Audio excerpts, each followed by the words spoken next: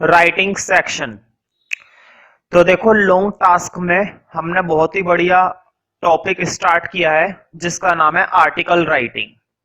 Article writing वैसे तो सभी क्लासेस के लिए इंपॉर्टेंट होती है। 9th क्लास में भी आर्टिकल लिखने को मिलता है, 10th क्लास में भी आर्टिकल लिखने को मिलता है, 11th क्लास में भी आर्टिकल लिखने को मिलता है और 12th क्लास में भी आर्टिकल लिखने को मिलता है।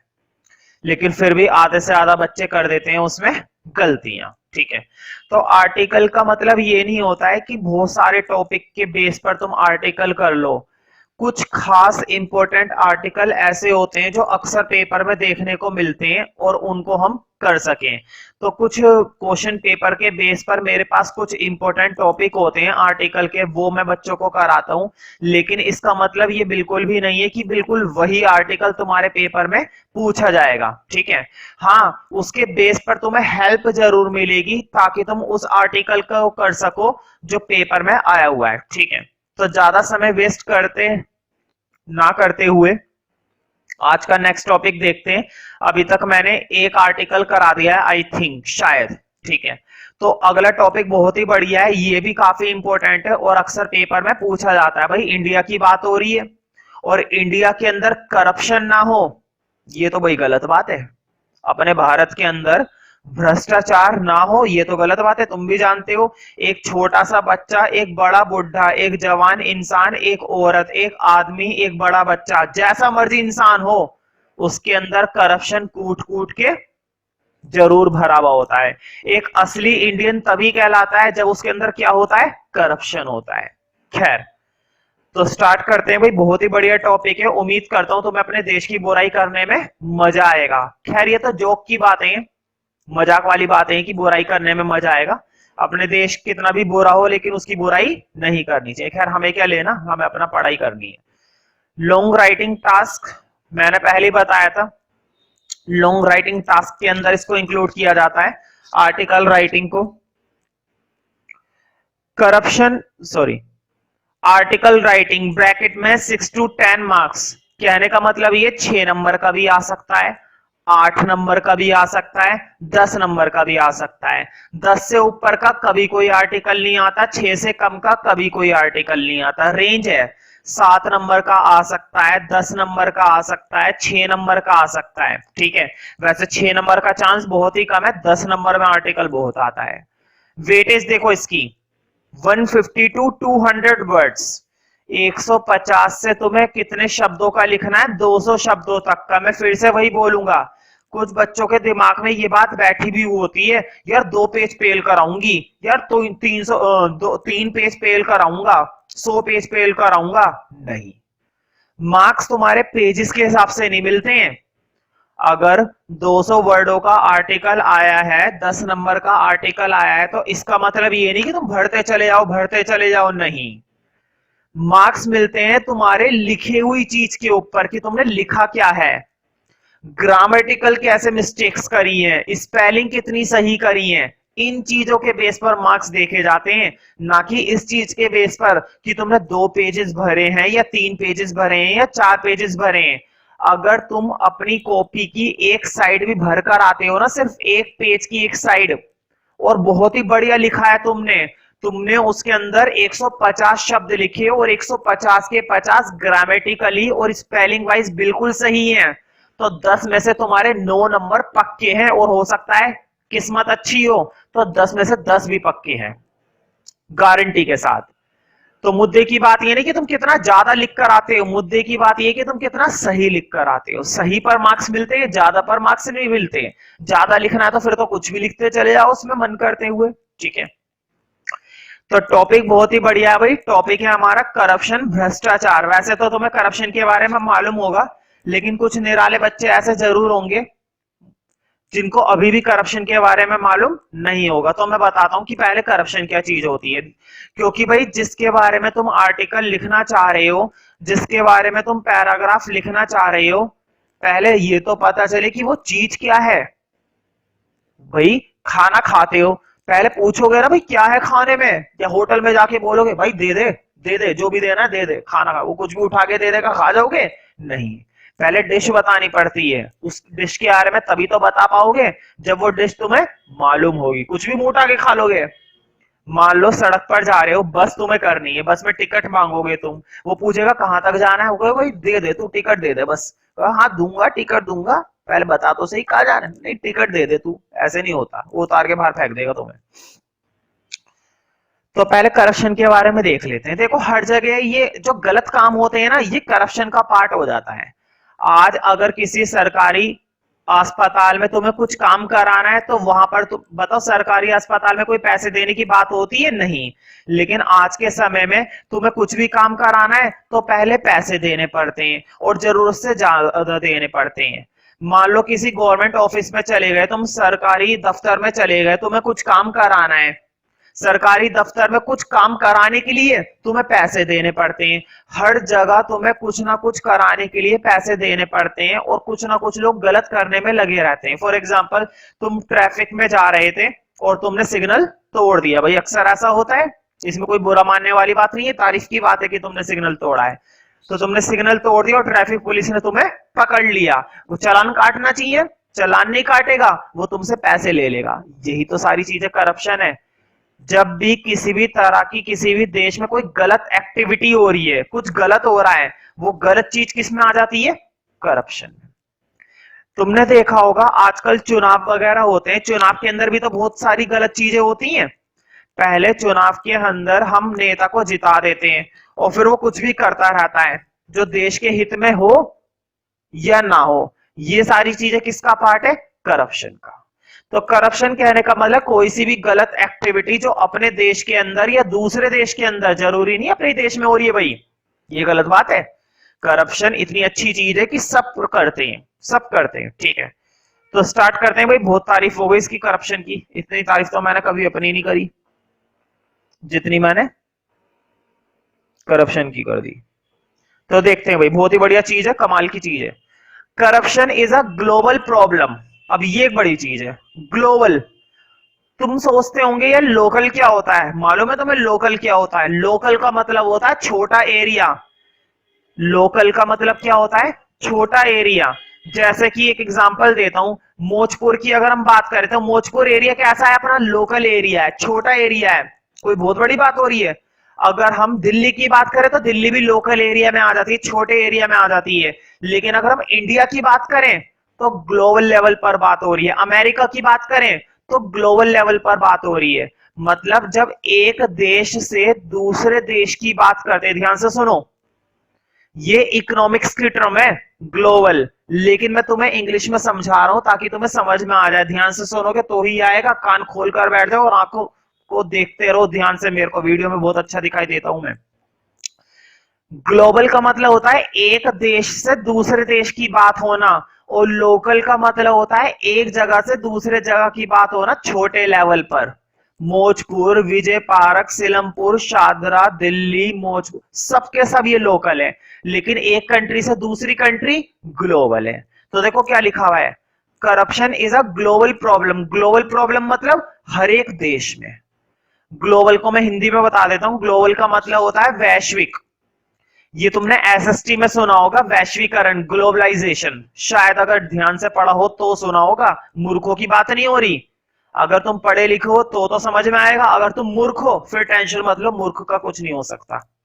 तो corruption is a global problem. ये ग्लोबल प्रॉब्लम है, मतलब हर एक देश में पाई जाती है। अपने देश में भी पाई जाती है, अमेरिका में तो खैर इतना नहीं है, लेकिन फिर भी 1% तो जरूर होगा। इतना तो भाई भरोसा कर सकते हो ना अमेरिका पर। चाइना में होगा, पाकिस्तान में होगा, हर जगह होगा, क्योंकि करप्शन कैसी प्रॉब्लम है? ग्लोबल प्रॉब्लम है, वैश्विक प्रॉब्लम है। कैसी समस्या है ये? वैश्विक। फाउंड एवरीवेयर, हर जगह पाई जाती है। Whether the country is a democratic, चाहे कोई देश लोकतांत्रिक हो। अब ये फिर से एक और नया वर्ड आ गया भाई, ये भी तुमने एसएसटी में सुना होगा, डेमोक्रेटिक, लोकतांत्रिक। लोकतांत्रिक मतलब जहां पर लोगों का राज चलता है, वहां पर भी करप्शन पाया जाता है। सोशलिस्टिक, समाजवादी, जहां पर सरकार का राज चलता है वहां पर भी करप्शन पाया जाता है।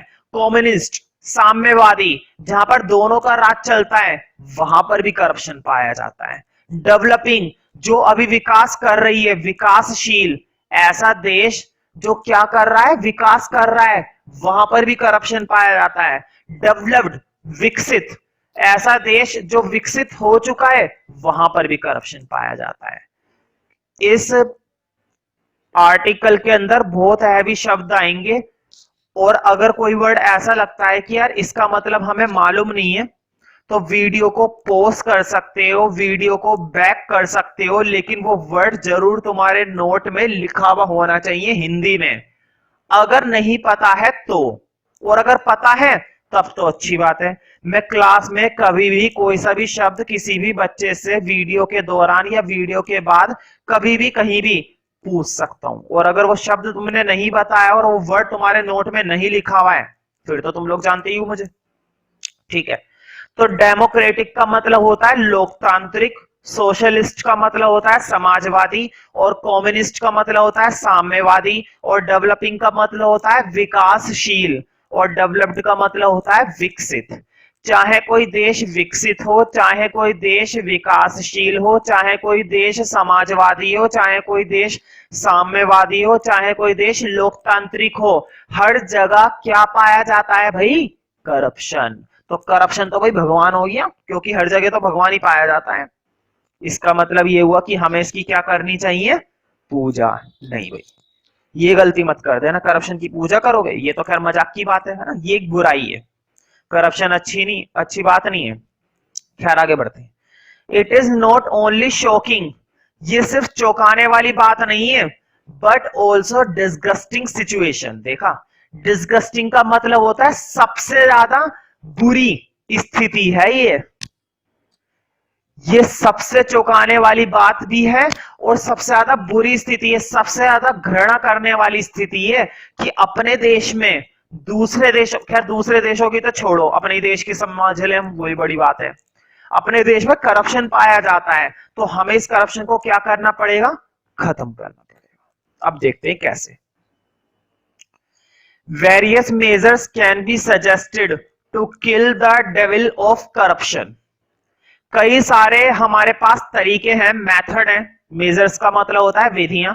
हमारे पास कई सारे मेजर्स हैं जिनको सुझाया जा सकता है to kill the devil of corruption, कि ये जो करप्शन का दानव है, डेविल का मतलब होता है राक्षस, डेविल का मतलब होता है दानव, डेविल का मतलब होता है बुराई, डेविल का मतलब होता है पाप।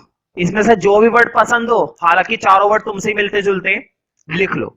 दानव तुम हो, राक्षस उससे भी मिलते जुलते हो ना, बुराई, पाप। तो इसको अगर खत्म करना है, इसको अगर किल करना है, तो मारने के लिए हमारे पास कई सारे मेजर्स हैं। अब देखते हैं क्या। Like transparency in public life. Public life का मतलब होता है सरकारी जीवन। मुझे बताओ, करप्शन की असली शुरुआत हमसे होती है या सरकार से होती है? भाई सरकार से होती है, अपनी बुराई कौन करेगा? हम क्या अपनी बुराई करने बैठे, बेवकूफ बैठे ही क्या, इतने लगते हैं, है नहीं लेकिन। तो जितना ज्यादा सरकारी जीवन ट्रांसपेरेंट होगा, ट्रांसपेरेंसी का मतलब होता है पारदर्शिता। तुमने साइंस के अंदर सुना होगा रिफ्लेक्शन और रिफ्रैक्शन, है ना, पारदर्शी, जिसके आर पार दिखाई देता है। मुझे बताओ, जैसी सरकार दिखती है क्या वैसी होती है? नहीं। अगर वैसी हो जाए तो बात ही काहे की है, दिखाती कुछ और है, करती कुछ और है, और होता तो कुछ और है। ये तो तीनों तरफ से मूर्खता हो गई, इतने मूर्ख हैं कि हम। तो सरकार में क्या होनी चाहिए, ट्रांसपेरेंसी होनी चाहिए। जैसा वो कर रही है वैसी वो हो, या जैसी वो है वैसा ही वो करे। ऐसा होता तो है नहीं, हम क्या यहाँ पर ज्ञान बांटने के लिए बैठे हुए हैं। तो सरकार में क्या होनी चाहिए, ट्रांसपेरेंसी होनी चाहिए। ये एक पहला तरीका है करप्शन को निपटाने का।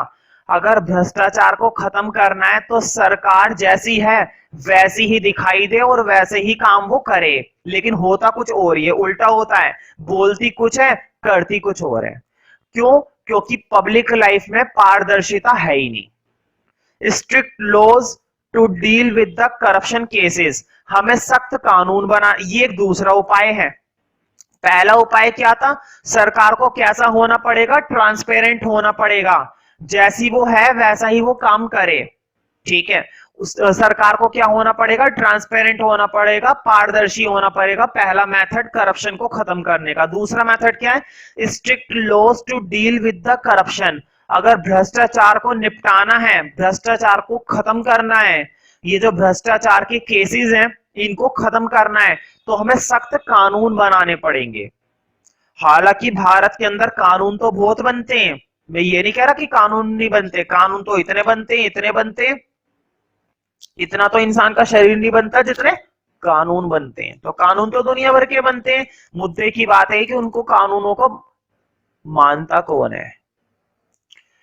Electoral reforms to check the misuse of money. Electoral, तुमने देखा हो चुनाव, जब भी किसी भी देश को छोड़ो, अपने देश की बात करते हैं, जब भी अपने देश के अंदर चुनाव वगैरह होते हैं, इलेक्शन वगैरह होते हैं, तो कितना ज्यादा गलत होता है ना।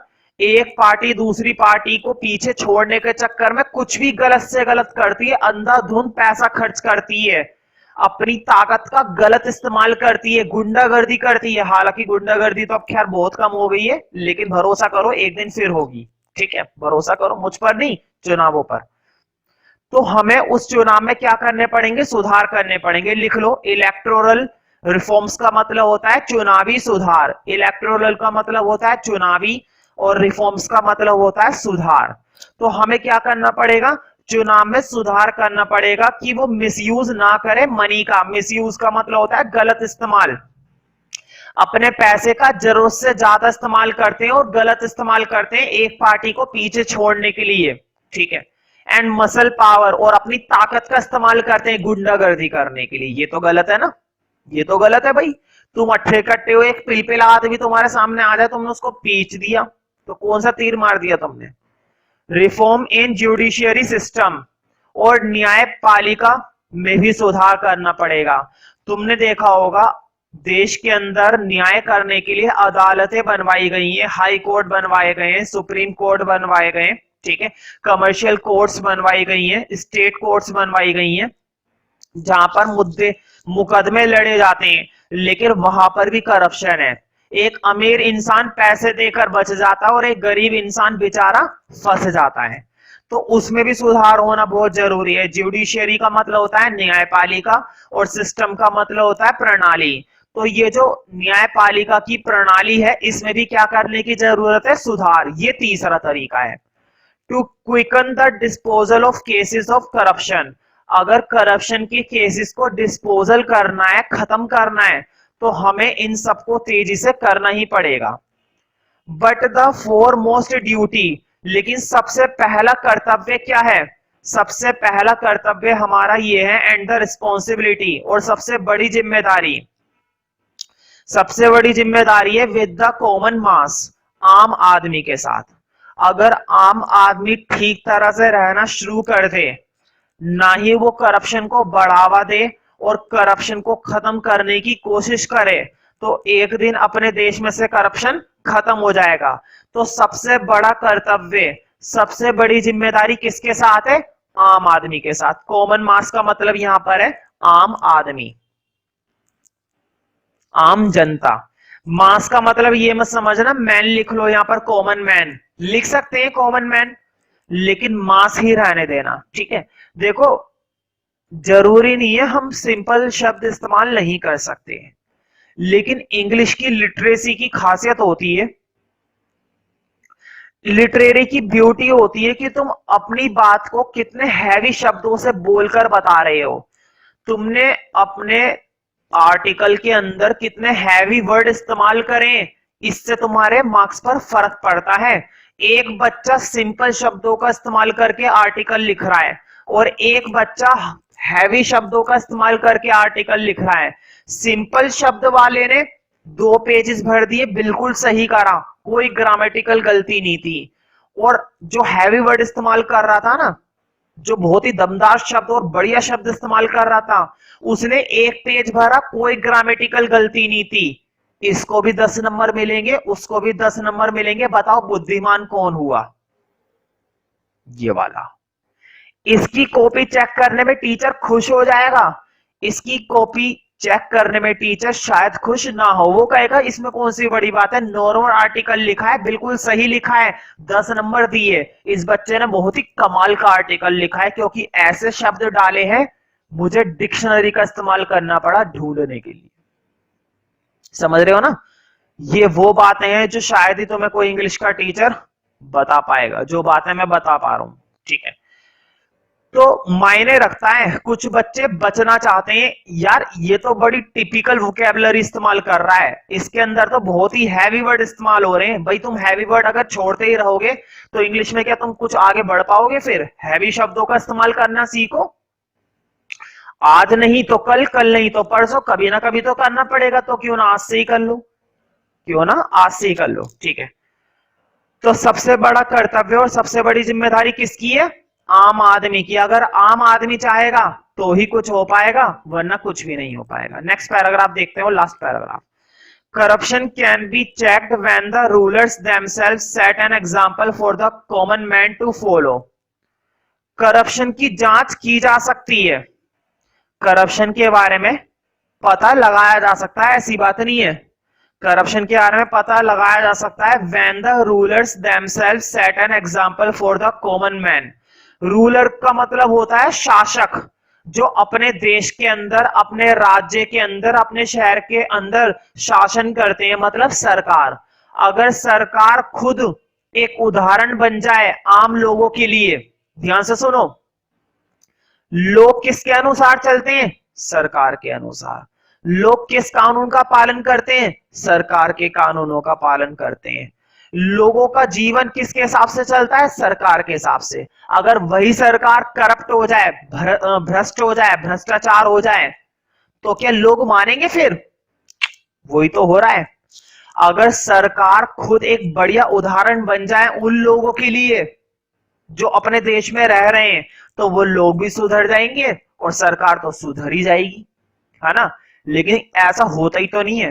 तो ये लिखा हुआ है कि करप्शन की जांच की जा सकती है, करप्शन को रोका जा सकता है, अगर जो शासक है वो खुद एक उदाहरण बन जाए उन आम लोगों के लिए और वो उन्हीं का पालन करें। पीपल फॉलो एल्डर्स, जो लोग होते हैं वो हमेशा अपने बड़ों को मानते हैं। हमें जब भी प्रेरणा मिलती है अपने जीवन को जीने की, कैसे जीने की, कुछ करने की, कुछ ना करने की, किनसे मिलती है? छोटों से। क्या उसने 2 गोली खाई है, मैं भी 3 गोली खाऊंगा? नहीं, ऐसा नहीं होता ना। हमें प्रेरणा मिलती है अपने बड़ों से। तो जो लोग होते हैं वो हमेशा अपने बड़ों को मानते हैं, लीडर्स अपने नेताओं को मानते हैं, हालांकि भारत में मानता नहीं है कोई। And the persons in the authority, और जो भी अधिकारी हैं उनको मानते हैं। If the so called leaders are fully sunk in the ocean of corruption, यदि जितने भी नेता हैं वो सारे के सारे करप्शन के समुद्र में, महासागर में डूब जाएंगे। संक का मतलब होता है डूब जाना। मुझे बताओ, अगर नेता ही भ्रष्ट हो जाएंगे, अगर जितने भी अपने देश के शासक हैं, नेता हैं, बड़े बड़े शासक हैं, वो सारे के सारे करप्शन में डूब जाएंगे और भ्रष्ट हो जाएंगे, तो हमें कौन बचाएगा? अपने देश को कौन बचाएगा? ये लिखा हुआ है, देखो। If the so called leaders are fully sunk in the ocean of corruption, यदि भ्रष्टाचार के महासागर में ये सारे नेता डूब जाएंगे, then who can save the nation, तो अपने राष्ट्र को कौन बचाएगा? वैसे भी अपने देश को कोई बचाने वाला नहीं है, डुबाने वाले बहुत है। तुम ही डुबो दोगे मुझे लग रहा है। To fight the demon of corruption, ये एक नया वर्ड आ गया, डेमन। इसका मतलब भी वही होता है राक्षस, दानव। दोनों बातें तुमसे मिलती जुलती है भाई, है ना? तुम तो समझते ही दानव, राक्षस वो तो तुम हो। To fight the demon of corruption, अगर भ्रष्टाचार के दानव के साथ लड़ाई करनी है, राक्षस के साथ लड़ाई करनी है, भ्रष्टाचार की बुराई के साथ लड़ाई करनी है, not only the politicians but also the common man, तो सिर्फ नेता ही नहीं, तो सिर्फ नेता ही नहीं बल्कि कॉमन मैन को भी करनी पड़ेगी। Common man have to strive hard sincerely, उसे ईमानदारी से काम करना पड़ेगा, ऑनेस्टली काम करना पड़ेगा, एंड विद डिटर्मिनेशन। डिटर्मिनेशन का मतलब होता है दृढ़ संकल्प, पक्का इरादा, मजबूत इरादा। कहता नहीं है मैं आज ये करके रहूंगा, मैं इस पहाड़ पर चढ़कर रहूंगा आज, तो भाई चढ़ना किसी ने रोका है? वो वाला संकल्प। तुम 90 लेकर आओगे, तुम 100 लेकर ही आओगे, हालांकि ला नहीं पाओगे, भगवान करे ले भी आओ, अच्छी बात है। तो इसे कहते हैं दृढ़ संकल्प के साथ। अवेकन पीपल, जागृत लोगों के साथ, can prove to be competent army, साबित हो सकती है एक सक्षम सेना। अगर लोग ही जाग जाए ना, लोग ही ईमानदारी से काम करने लगे, लोग ही अपना इरादा पक्का कर ले, तो वही सक्षम सेना बन सकती है। कॉम्पिटेंट का मतलब होता है सक्षम, किसी काम को करने में माहिर, ठीक है। और अवेकन पीपल का मतलब होता है जागृत लोग, मतलब जिन्हें सब कुछ मालूम है। Under the leadership of an honest and dedicated leader, अगर हम एक ईमानदार और समर्पित नेता के नेतृत्व में काम करें, to fight the evil and devil of corruption, तो हम भ्रष्टाचार की बुराई और राक्षस को खत्म कर सकते हैं, उसके साथ लड़ सकते हैं, ठीक है। तो हमें जरूरत है एक अच्छे समर्पित ईमानदार नेता की, जो अपने देश को चलाने में बिल्कुल भी कसर ना छोड़े और बहुत ही ईमानदारी के साथ काम करे। अगर कोई नेता अपने देश को बहुत अच्छे से चलाएगा, अपने संगठन को बहुत अच्छे से चलाएगा, तो लोग भी उसकी बात मानेंगे। लेकिन अगर वही नेता भ्रष्टाचारी बन जाएगा, तो लोगों को भी भ्रष्टाचार करने में